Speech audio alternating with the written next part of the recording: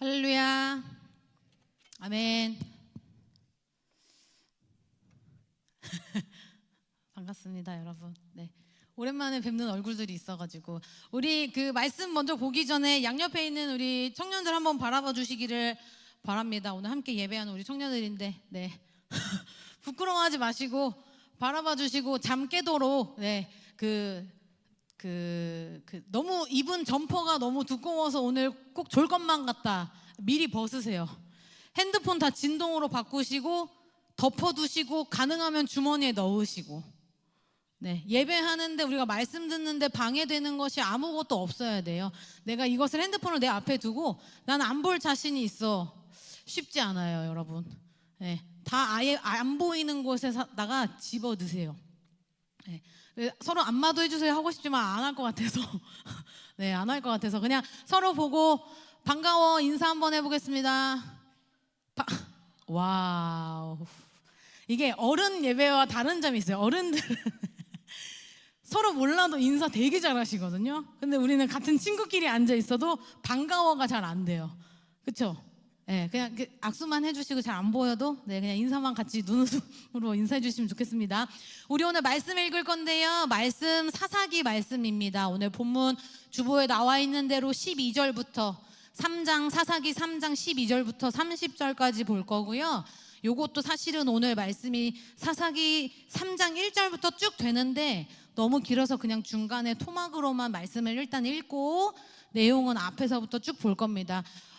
성경책 없으신 분들은 앞에 자막 있으니까 보세요. 오늘은 성경책 피신 분들은 오늘 성경책 계속 눈으로 같이 따라 읽을 거기 때문에 옆에 성경책 있으시면 꼭 성경을 펴주시기를 바래요. 구약 364쪽에 있고요. 사사기 3장 12절부터 30절까지 보겠습니다. 다 찾으셨나요? 다 찾으셨죠? 예, 네, 감사합니다. 자, 그러면 12절부터 읽을 건데 제가 12절 읽고 여러분 13절 읽으시고. 혹시 제 목소리가 너무 크게 들리나요? 네? 다 달라. 내고 아니 뭐가 뒤에는 괜찮으세요? 그쪽 괜찮으세요? 네. 가겠습니다. 12절 제가 읽고 13절 여러분이 읽으시고 마지막 30절 함께 읽겠습니다. 이스라엘 자손이 또 여호와의 목전에 악을 행하니라. 이스라엘 자손이 여호와의 목전에 악을 행함으로 여호와께서 모압 왕 에글론을 강성하게 하사 그들을 대적하게 하시며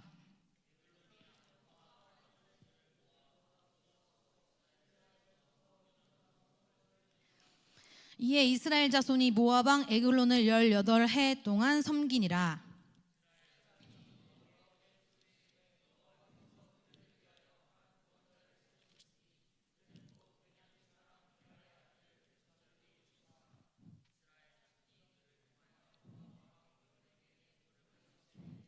에훗이 길이가 한 규빗 되는 좌우에 날선 칼을 만들어 그의 오른쪽 허벅지 옷 속에 차고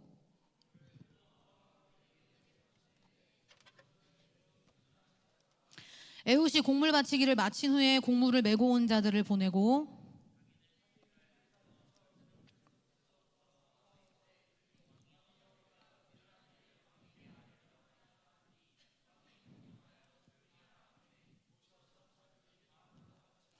에훗이 그에게로 들어가니 왕은 서늘한 다락방에 홀로 앉아있는 중이라. 에훗이 이르되 내가 하나님의 명령을 받들어 왕에게 아뢰 일이 있나이다 하매 왕이 그의 좌석에서 일어나니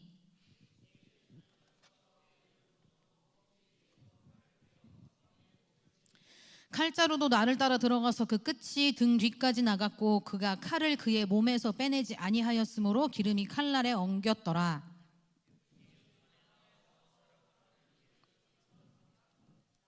에훗이 나간 후에 왕의 신하들이 들어와서 다락문들이 잠겼음을 보고 이르되 왕이 분명히 서늘한 방에서 그의 발을 가리우신다 하고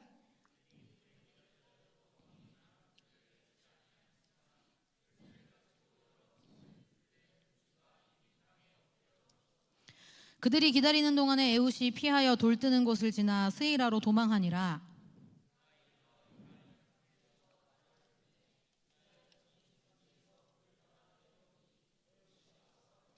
그들에게 이르되 나를 따르라. 여호와께서 너희의 원수들인 모압을 너희의 손에 넘겨주셨느니라 하매 무리가 에웃을 따라 내려가 모압 맞은편 요단강 나루를 장악하여 한 사람도 건너지 못하게 하였고,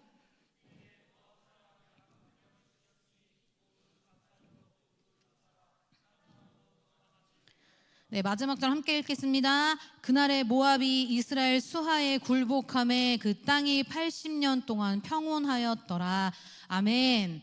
네, 성경책 덮지 마시고 계속 눈으로 잘 따라 읽어주시면 되겠습니다.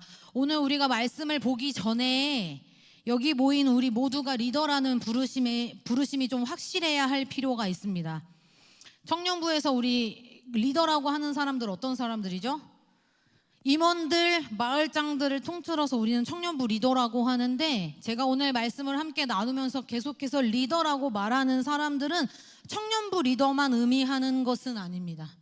청년부에서 리더인 사람도 리더이고, 교육국에서 교사를 맡은 여러분들은 내가 맡은 반의 아이들과 있는 곳에서 나는 리더가 되겠죠. 그리고 학교에서 또 따로 리더적인 역할을 감당하는 우리 청년들이 있을 수도 있고요. 또 가정에서 나 혼자만 예수를 믿는다면 여러분은 그 가정의 리더입니다. 내가 복음을 전달하는 전달자로서의 리더의 역할을 감당하고 있는 것입니다. 근데 이 모든 것도 다 해당이 안 된다고 하면, 요즘은 쓰지 않는데 옛날에는 패션 리더 미안합니다. 패션 요즘은 힙하다는 말로 다 끝나죠. 하여튼 패션 리더처럼 어떤 유행이나 이런 걸 선도한다, 나는 그런 사람이다, 교회에선 알아주지 않아도 일단 나는 그런 거 선도하는 사람이다 하면 그런 사람들 리더입니다. 네, 어쨌든 우리는 여기 있는 모두가 저뿐만 아니라 마을장이나 임원뿐만 아니라 우리 모두가 다 각자의 자리에서 리더의 역할을 감당하고 있다는 사실이에요. 질문 하나 할게요. 그러면 저와 여러분 모두는 리더입니까? 아무도 안 계신. 리더죠. 방금 말했잖아요. 저와 여러분 모두는 리더가 맞습니다. 리더가 맞아요. 그래서 오늘 말씀의 제목이 주보에는 여러분 하나님이 리더를 세우시는 이유라고 했는데, 말씀을 준비하다 보니까 이 제목보다는 하나님이 쓰시는 리더의 태도에 대해서 말을 더 많이 하게 되는 것 같아요. 그래서 하나님이 쓰신 리더의 태도라고 말씀의 제목을 바꿨고, 그것이 무엇인지, 우리에게 어떠한 태도를 가르치고자 하심인지 말씀을 함께 보겠습니다. 우리 오늘 본문 12절부터 읽었지만 7절 볼게요. 7절 다 말씀 따라오세요. 7절 사사기 3장 7절입니다. 제가 읽을게요. 이스라엘 자손이 여호와의 목전에 악을 행하여 자기들의 하나님 여호와를 잊어버리고 바알들과 아세라들을 섬긴지라. 이스라엘 자손들이 하나님 보시기에 악을 행했대요. 근데 그게 어떤 악인가 보니까 여호와를 잊어버리고 바알들과 아세라들을 섬겼다, 이렇게 얘기해요. 여호와의 목전에 악을 섬겼다는 말과 여호와를 잊어버렸다는 말과 바알들과 아세라들을 섬겼다는 말은 다 같은 말이에요. 다 똑같은 의미를 가져요. 하나님을 잊어버렸다는 것이 이 이스라엘 백성들이 하나님이 누구지? 라는 존재에 대한 목적, 하나님이 누군가, 하나님이라는 사람이 도대체 누구야? 라는 것에 대한 존재에 대한 잊어버림이 아니라, 내가 하나님이 누군지는 알지만 바알도 섬기고 아세라도 섬기겠다는 말이에요. 성경에 보면 바알들도 섬기고 아세라들이라고 표현되어 있거든요. 그러니까 바알과 아세라와 같이 수많은 이방 신들을 이스라엘 백성들이 섬겼다는 말이에요. 그럼 오늘 말씀에 7절에 여호와의 목전에 악을 행해서 하나님이 진노하셨다고 하는데, 단순히 이스라엘 백성들이 하나님 보시기에 그냥 우상 숭배해서 화가 나셨다로 간단하게 끝날 문제가 아니라, 이 이스라엘 백성들이 우상 숭배하게 되는 과정 가운데 이들의 믿음이 얼마나 연약했는지, 또 그 마음이 얼마나 악했는지, 하나님 보시기에 그 마음이 얼마나 악했는지를 오늘 3장 1절부터 볼 거예요. 3장 1절부터. 자, 3장 1절 보겠습니다. 1절부터 3절까지 우리 성경책 가지고 계신 분들은 함께 한 목소리로 읽겠습니다. 1절부터 3절까지 시작. 여호와께서 가나안의 모든 전쟁들을 알지 못한 이스라엘을 시험하려 하시며 이스라엘 자손의 세대 중에 아직 전쟁을 알지 못하는 자들에게 그것을 가르쳐 알게 하려 하사 남겨두신 이방 민족들은 블레셋의 5 군주들과 모든 가나안 족속과 시돈 족속과 바알 헤르몬 산에서부터 하맛 입구까지 레바논 산에 거주하는 히위 족속이라. 아멘. 말을 빨리 할게요. 여러분, 하나님이 이스라엘 백성들에게 정복 전쟁을 치르고 나서 가나안에 이제 이스라엘 백성들이 들어갔단 말이에요. 그런데 이스라엘 백성들을 시험하시겠대요. 이전에 이제 이스라엘 백성들의 이전 세대들은 가나안 땅을 다 밟지 못하고 죽었어요. 그리고 가나안 땅에 들어간 이제 그 다음 세대들은 아직 전쟁을 겪어보지 못한 세대라고 성경이 말씀해요. 그런데 하나님이 이스라엘 백성들 자손들을 시험할 건데 그 대상이 누구냐? 아직 전쟁을 겪어보지 못한 다음 세대들을 시험하시겠다 그래요. 다음 세대들에게 전쟁을 알게 하실 거라 그래요. 그 이유가 3장 4절에 나오는데 제가 읽을게요. 남겨두신 이 이방 민족들로 이스라엘을 시험하사 여호와께서 모세를 통하여 그들의 조상들에게 이르신 명령들을 순종하는지 알고자 하셨더라. 가나안 땅으로 들어가라고 명령하신 분 누구실까요? 하나님이시죠. 그냥 누구 리더가 모세가 우리 가나안 땅으로 그냥 갑시다, 하나님의 약속은 없었지만 가봅시다 하고 갈 수 있는 게 아니에요. 하나님이 내가 너희에게 그 땅을 주겠다 명령하셨기 때문에 그 땅에 가는 거예요. 가나안 땅에 들어가라고 명령하신 분 누구시라고요? 하나님이세요. 그러면 전쟁을 통해서 그 땅을 차지하게 하신 분, 가나안 땅을 이스라엘 백성들에게 주신 분 누구시죠? 하나님이세요. 알면 대답을 하셔야 돼요. 그 땅 족속들을 다 제거하지, 가나안 땅에 들어갔는데 그 땅에 있던 원래 살던 민족들을 다 멸절하지 않고 아주 소수의 인원들을 남겨뒀어요. 근데 그것을 남겨두신 분도 하나님이시란 말이에요. 하나님이 이 이스라엘 자손들을 어떻게 시험하겠다고 하셨냐면 4절에 남겨두신 이 이방 민족들로 이스라엘을 시험할 거다 말씀하세요. 남겨두신 사람들로 너희를 시험해 볼 거야 라고 말씀하신다는 거예요. 그럼 여러분 생각해 보세요. 전쟁을 치르고 가나안 땅에 들어갔어요. 근데 그 땅에 남아있는 사람들은 이 사람하고 동맹이에요? 적이죠. 적이에요. 다 없애버려야 돼. 다 죽여야 돼. 그런데 하나님이 그 땅에 있던 이방 민족들을 다 멸절하지 않으시고 남겨두신 이유는 의도적으로 그렇게 하셨다는 거예요. 4절에 읽은 것과 같이 이방 민족들을 통해서 너희를 시험하려고, 어떻게 보면 이방 민족들을, 이스라엘 자손들을 징계하는 도구로 사용하시려고 그들을 남겨두셨어요. 의도적으로. 아까 읽은 것처럼 아직 전쟁을 알지 못한, 전쟁을 겪어보지 못한 채로 가나안 땅에 들어간 이스라엘 다음 세대들에게 내가 너희를 시험해 볼 거야 라고 말씀하시면서, 왜 시험할 것이냐? 너희 조상들에게 내가 잘 지키라고, 내 규례와 법도를 잘 지켜서 행하라고 가르쳐 준 것을 그 다음 세대인 너희들이 지금까지 잘 지켜 행하고 있는지 순종하는지 내가 확인할 거야 라는 의미를 가져요. 이게 되게 중요한 거예요. 잘 순종하고 있는지 확인하시기 위해서 의도적으로 남겨두셨다는 거예요. 오늘은 사사기를 봤지만 신명기 7장에 가서 보면 하나님께서 이스라엘 백성들에게 약속하신 이 가나안 땅으로 들어가게 할 것인데 그 땅에 가서 지켜야 할 것들에 대해서 하나님이 약속하시고 명령하시는 게 있어요. 신명기 7장 보세요, 여러분. 앞으로 쭉 넘어가셔서 구약 273쪽에 있어요. 신명기 7장 볼 겁니다. 273쪽. 네, 273쪽. 273쪽에서 우리 7장 3절부터 5절까지 보겠습니다. 3절부터 5절 함께 읽겠습니다. 시작. 또 그들과 혼인하지도 말지니 내 딸을 그들의 아들에게 주지 말 것이요 그들의 딸도 내 며느리로 삼지 말 것은 그가 내 아들을 유혹하여 그가 여호와를 떠나고 다른 신들을 섬기게 함으로 여호와께서 너희에게 진노하사 갑자기 너희를 멸하실 것임이니라. 오직 너희가 그들에게 행할 것은 이러하니 그들의 제단을 헐며 주상을 깨뜨리며 아세라 목상을 찍으며 조각한 우상들을 불살을 것이니라. 하나님이 이렇게 명령하셨어요. 그 땅에 있는 민족들과 혼인하지도 마. 혼인할 생각하지 마. 왜냐? 그 민족에 있는 사람들이 너희를 유혹하여서 이방 신들을 섬기게 할 거니까. 그럼 너희는 그 땅에 가서 무엇을 해야 되냐? 제단을 헐고 주상을 깨뜨리고 아세라 목상을 찍고 조각한 우상들을 불살라 버려라. 하나님 분명히 이렇게 명령하셨어요. 근데 이 말씀을 받은 이스라엘 백성들이 아까 읽었듯이 7절에 뭐라고 했냐면 여호와 목전에 악을 행했다 그랬어요. 신명기 말씀은 이렇게 잘 체크해 놓으시고 다시 넘어갈 거거든요. 잘 체크해 놓으시고 다시 사사기로 넘어갈 건데요. 사사기 오늘 말씀 3장에 5절 6절에 이렇게 말씀해요. 제가 읽겠습니다. 그러므로 이스라엘 자손은 가나안 족속과 헷 족속과 아모리 족속과 브리스 족속과 히위 족속과 여부스 족속 가운데 거주하면서 그들의 딸들을 맞아 아내로 삼으며 자기 딸들을 그들의 아들들에게 주고 또 그들의 신들을 섬겼더라.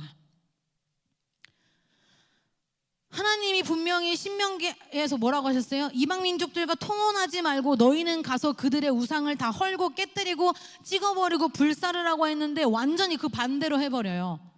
그들과 결혼해요. 내 아들을 그에게 주고 뭐 그 딸을 나 또 내가 같이 뭐 결혼하고 이렇게 통혼한단 말이에요. 그리고선 뭐라고 하냐면 5절에 글자를 잘 보세요, 여러분. 5절에 누구 족속 누구 족속 누구 족속 여부스 족속 가운데 거주하면서 이렇게 성경이 말씀하거든요. 그들 가운데 거주한다 그래요. 이게 무슨 말이냐면 그냥 그들의 중심부에 가운데 이 중심부에 있었다는 말이 아니라 그들과 같이 부대끼면서 살고 그들의 풍습이나 가치관들을 그냥 공유했다는 거예요. 내가 마치 원래 그 민족 사람이었던 것처럼 그들의 방식, 생활 방식이나 그들이 믿는 신들을 내가 공유할 뿐만 아니라 그 방식을 따라 살았다는 것을 의미해요. 하나님 분명히 그것을 다 깨버리고 다 찍어버리고 불살라 없애라고 말씀하셨는데 이 이스라엘 백성들을 그렇게 하지 않고 오히려 통혼하면서 그 신들을 받아들이고 더 열심히 믿기까지 아마 했을 거예요. 그 방식대로 살았다는 것을 의미해요. 그러니까 하나님이 당연히 진노하셨겠죠. 내가 그렇게 지키고 그렇게 율례를 따르라고 조상들로부터 네 후대까지 그것을 계속 지켜 행하라고 했는데 너희가 지켜 행하지 않고 내가 말한 명령에 완전히 반대로 하는구나. 여러분, 혼인이 뭐예요? 결혼하면 저 사람과 내가 하나가 되는 거예요. 가족이 된다고요. 그럼 이게 그냥 둘만의 가족이 되는 걸로 그치지 않죠.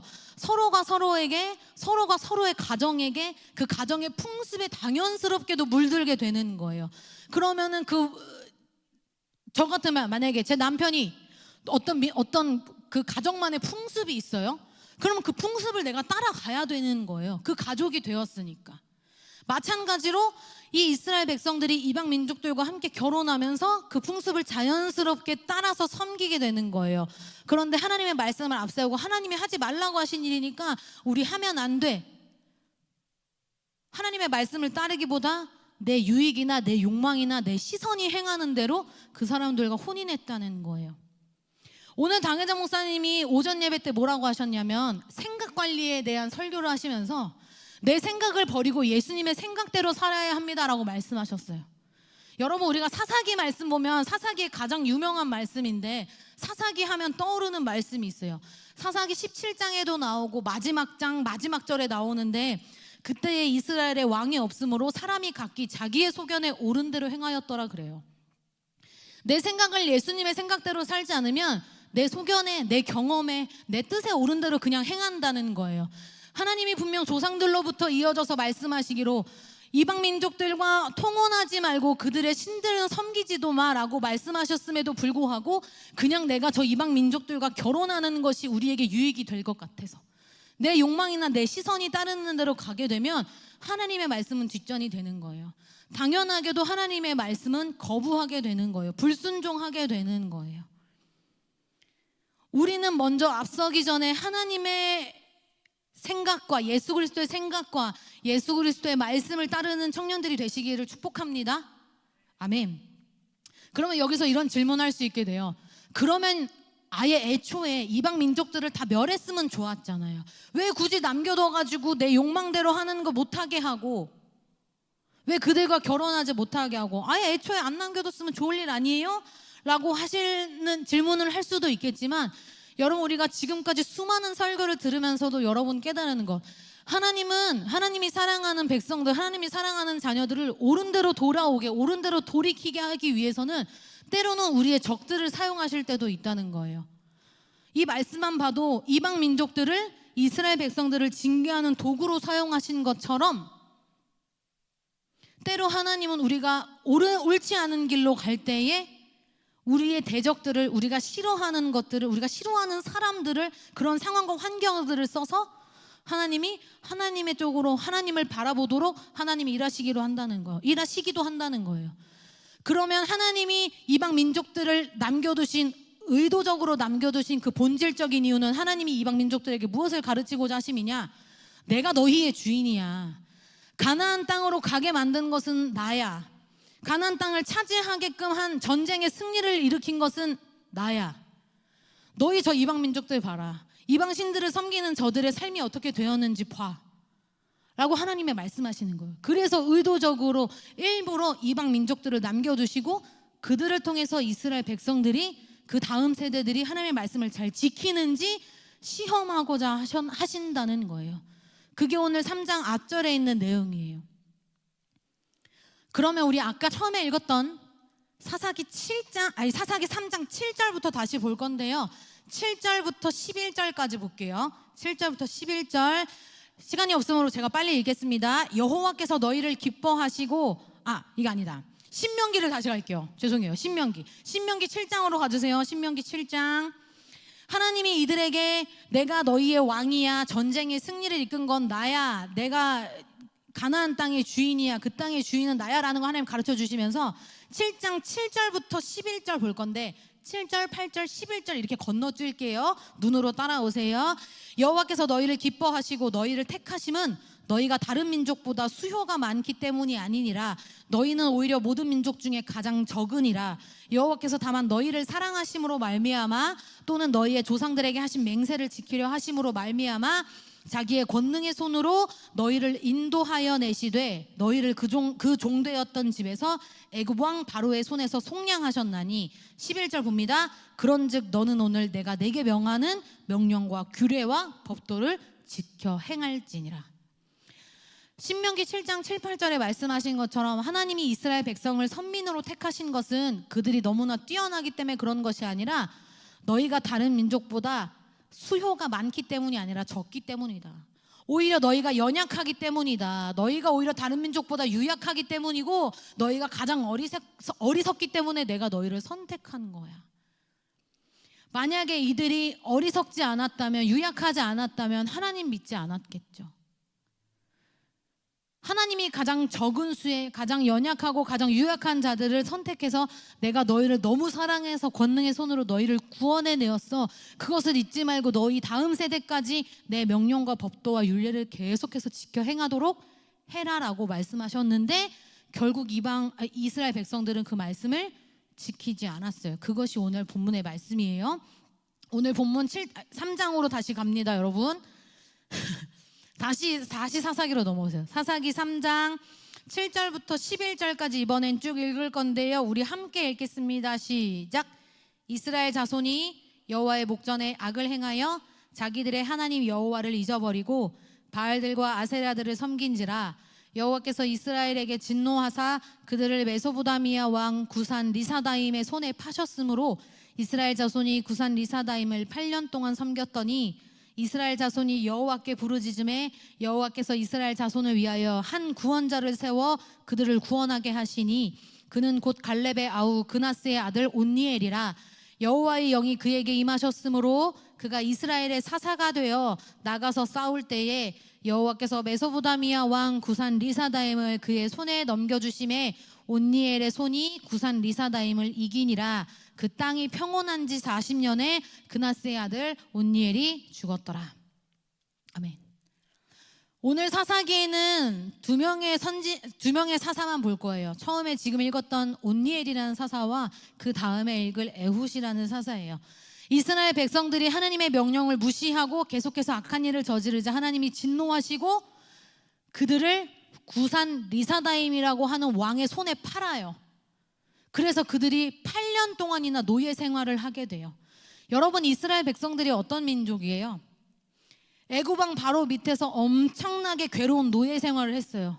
근데 하나님이 구원하심으로 말미암아, 인도하심으로 말미암아 그 땅을 나오게 되면서 자유를 얻었어요. 그 조상들이 엄청난 오랜 기간 동안 괴롭고 힘든 노예 생활을 했던 아픈 역사를 가진 민족들이란 말이에요. 그런데 하나님이 그 다음 세대들이 하나님의 명령을 지키지 않으니까 이 불순종한 세대에게 다시 고통스러운 노예 생활로 돌아가도록 만드셨어요. 우리가 그냥 성경을 글로만 읽으니까 모르겠지만 8년 동안이나 노예 생활을 한다는 것이 얼마나 어렵겠어요. 얼마나 고되고 괴롭겠어요. 그러니까 이들이 하나님께 부르짖어요. 하나님 잘못했어요. 하나님 살려주세요. 하나님 우리를 구원해 주세요. 이렇게 얘기한단 말이에요. 부르짖는단 말이에요. 그러니까 하나님이 그들을 위해서 한 구원자를 세우시는데 이 사람이 바로 온니엘이라는 사사예요. 근데 우리 함께 읽은 것처럼 온니엘이 그냥 하나님의 부르심에 맞게 그냥 사사로서 나아간 것이 아니라 말씀에 잘 보면 여호와의 영이 그에게 임했다고 하거든요. 여호와의 영이 온니엘에게 임해서 그가 이스라엘의 사사가 돼서 구산 리사다임과 함께 싸움으로 하나님이 구산 리사다임 왕을 다시 온니엘의 손에 넘겨주세요. 승리했다는 말이에요. 노예 생활이 끝났다는 말이에요. 하나님이 그로 하여금 노예 생활을 끝나게 하셨다는 거예요. 여러분 여기서 다시 짚고 넘어갈까요? 이스라엘 자손들을 구산 리사다임 왕에게 넘긴 분이 누구죠? 하나님이에요. 그럼 다시 구사다임 왕에게로부터 온니엘에게 다시 그 승리를 넘기신 분은 또 누구시죠? 그것도 하나님이에요. 가나안 땅의 이방 민족들을 의도적으로 남겨두신 것도 하나님이시고 악한 세력 가운데 우리를 넘긴 것도 하나님, 다시 승리를 얻게 하신 것도 하나님이시라는 거예요. 다시 말하면 구원하시는 것도 하나님이시고 징계하시는 분도 하나님이시라는 거예요. 온니엘이라는 사사에게 하나님의 영이 임하셔서 그가 이스라엘을 구원해내고 무려 40년간 그 평온함이 유지돼요. 그리고 온니엘은 맡은 소임을 다했기 때문에 죽어요. 여기서 끝하면 너무나 좋을 텐데 이스라엘 백성들이 너무나 평온한 생활을 오래 가진 나머지 몸이 근질거렸겠죠? 다시 악으로 막 달려가는 거예요. 12절부터 14절 봅니다. 12절부터 14절. 이스라엘 자손이 또 여호와의 목전에 악을 행하니라. 이스라엘 자손이 여호와의 목전에 악을 행함으로 여호와께서 모압 왕 에글론을 강성하게 하사 그들을 대적하게 하심에 에글론이 암몬과 아말렉 자손들을 모아가지고 와서 이스라엘을 쳐서 종려나무 성읍을 점령한지라. 이에 이스라엘 자손이 모압 왕 에글론을 18해 동안 섬기니라. 12절에 보니까 이스라엘 자손이 또 악을 행했다 그래요. 또 이스라엘 자손이 여호와의 목전에서 또 악을 행했다. 그래서 온니엘 사사를 세우실 때 구산 리사다임 왕을 이스라엘 징계 목적으로 하나님이 사용하신 것처럼 이번에는 모압 왕 에글론이라는 왕을 강성하게 해가지고 이스라엘 자손들을 대적하게 해요. 근데 이 에글론이라는 왕이 자기 민족만 온 것이 아니라 주변의 세 나라와 동맹을 맺어가지고 엄청나게 막강한 세력으로 이스라엘을 다시 점령해 버려요. 그래서 하나님이 사용하신 대적의 손에 굴복한 이 이스라엘이 이전에 구산 리사다임 손에 몇 년 노예 생활했다 그랬어요? 8년. 기억하시죠? 8년. 그런데 이번에는 에글론 왕에게 속하여서는 무려 18년 동안이나 노예 생활을 해요. 여러분 8년 동안 노예 생활해서 너무 괴로우니까 하나님 잘못했어요, 살려주세요 했어요. 그리고서 하나님이 승리를 주시고 40년간 평온하게 하셨어요. 8년이란 기간은 이미 잊고도 남을 정도로 무지하게 긴 평온의 시간을 보내게 하셨단 말이에요. 그런데 다시 악으로 달려간 이들에게 8년이 웬 말이야. 무려 10년을 더 더한 18년이라는 시간 동안 노예로 섬기게 돼요. 에글론이라는 왕을. 15절부터 17절까지 보겠습니다. 이것도 시간이 없어 제가 빨리 읽을게요. 이스라엘 자손이 여호와께 부르짖음에 여호와께서 그들을 위하여 한 구원자를 세우셨으니 그는 곧 베냐민 사람 게라의 아들 왼손잡이 에훗이라.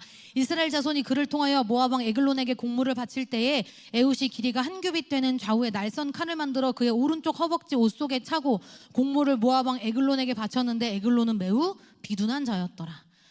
자, 8년의 노예 생활도 힘들어서 하나님 살려주세요 부르짖고 40년 동안 평온했어요. 그 다음에 모압 왕 에글론에게 다시 속박되어서 18년 동안 노예 생활하니까 얼마나 더 괴로웠겠어요. 또 하나님께 부르짖어요. 하나님 잘못했어요, 살려주세요. 부르짖으니까 하나님이 이번에도 또 이들을 너무 사랑한 나머지 한 명의 사사를 또 세우세요. 에훗이라는. 그런데 성경에 잘 보니까 에훗은 특별하게 에훗을 표현하는 문장이 있어요. 베냐민 사람 게라의 아들 왼손잡이 에훗이라고 되어 있어요. 여기 베냐민 사람이라고 했던 것은 이스라엘 12지파 중에 베냐민이 가장 약한 지파에 속했다는 것이고, 그것을 말하기 위해서 베냐민 사람이라고 일부러 이야기한 것이고, 특별히 왼손잡이라고 설명한 이유는 왼손잡이라는 이 말의 성경의 원문을 보면 오른손이 다쳤다, 왼손잡이 에훗, 오른손이 다쳤다, 오른손이 제한되었다, 이런 뜻을 가져요. 기능이 제한되었다는 거예요. 그러니까 왼손잡이가 됐겠죠. 오른손의 기능이 제한돼서 왼손만 사용이 가능한 사람이에요. 오른손에 장애가 있다는 뜻이에요. 오른손을 사용할 수 없는 사람이라서 왼손잡이 에훗이라고 특별히 성경에 기록했어요. 그럼 여러분, 하나님이 이스라엘 자손들을 다시 모압왕 에글론, 심지어 세 민족이 합쳐져서 더 강성한 그들이 18년 동안 이스라엘을 정복해가지고 다스리는데 왼손잡이 에훗이 리더로 서야 마땅하겠어요? 근데 그것은 사람들의 눈이란 말이에요. 사람들이 하나님이 리더를 세우실 때 그 사람이 왼손잡이든 왼발잡이든 그 사람이 많이 배우고 건강하고 존경받고 인정하는 사람만이 지도자일 수 있어라고 어떤 사람들은 생각할지 모르겠지만, 하나님의 눈에 리더로 쓰실 만한 사람은 그 사람이 많이 배우지 않았어도, 몸이 불편하더라도, 건강하지 않아도 하나님이 쓰실 만한 사람은 하나님이 들어 쓰신다는 거예요. 에훗이라는 사사는 그래서 하나님이 이스라엘 자손을 구원하기에, 사사로 쓰시기에, 리더로 쓰시기에 정말 손색 없는 사람이었어요. 그래서 우리가 함께 읽은 바와 같이 하나님이 세우신 이 에훗이 모압 왕에게 이제 이스라엘 자손들을 대표해서 공물을 그 왕에게 바치러 가는 이제 대표로 나서는데, 칼날이 좌우에 날선 칼을 오른쪽 허벅지에 찼대요. 왼손잡이니까 오른손에서 꺼내서 공격을 하려고. 오늘 사실 이 내용이 아까 우리 읽은 18절부터 30절까지 에훗의 내용이, 에훗이 그 모압 왕을 처리하는 내용이 되게 짧은데 굉장히 어떤 드라마 같이 서사로 기록되어 있거든요. 근데 오늘은 그것이 중요한 것이 아니기 때문에 그것을 읽지 않을 거고, 이따가 마을원들과 함께 마을 모임 할 때 한번 읽어보시면 좋을 것 같고요. 이 에훗이 하나님이 리더로 쓰시기에 왼손만 쓸 수 있었지만 모압 왕 앞에 나아갈 때 좌우에 날선 칼을 준비했다 그랬어요. 짐작할 수 있는 것은 아마도 그 칼로 모압 왕을 죽이려거나 어디를 다치게 하려거나 했겠죠.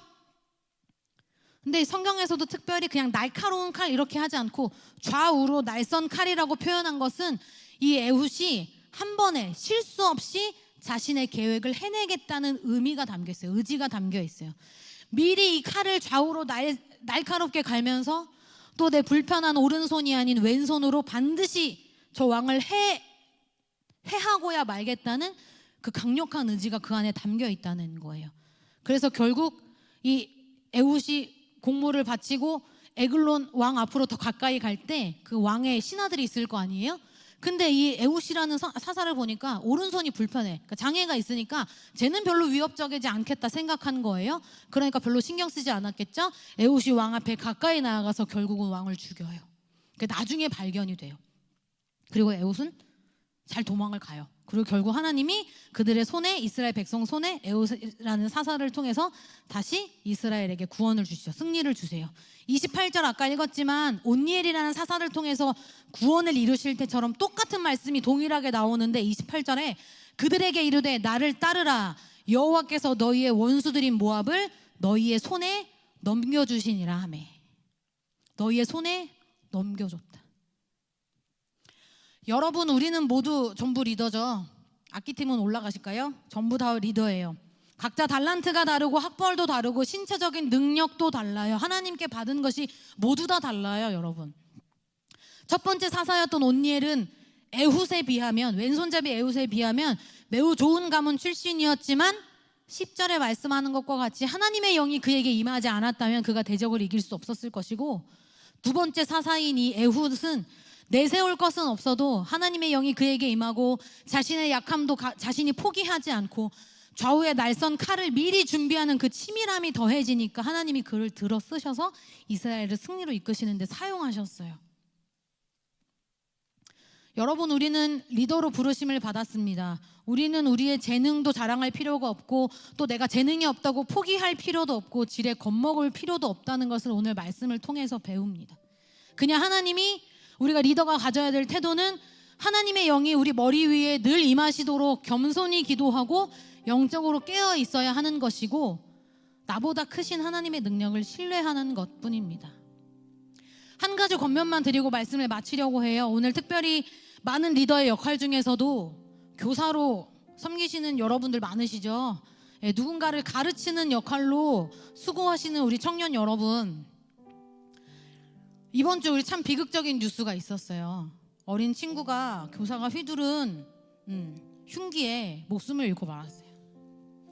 오늘 말씀에 하나님께서 전쟁을 알지 못하는 이스라엘 다음 세대에게 하나님이 이스라엘의 주인이시고 전쟁의 주인이시고 가나안 땅의 주인이심을 가르쳐 주시려고 이방 민족들을 의도적으로 남겨두심 같이 특별히 많은 리더의 역할 중에 가르치는 사역을 하시는 우리 청년 여러분에게, 여러분이 영적으로 깨어있지 않으면 우리가 가르치는 아이들에게 우리가 그들의 육을 해하진 않지만 그들의 영을 해할 수 있다는 것을 반드시 기억하시길 바라요. 저나 목사님들이나 다 그런 마음으로 이 자리에 서는 거예요.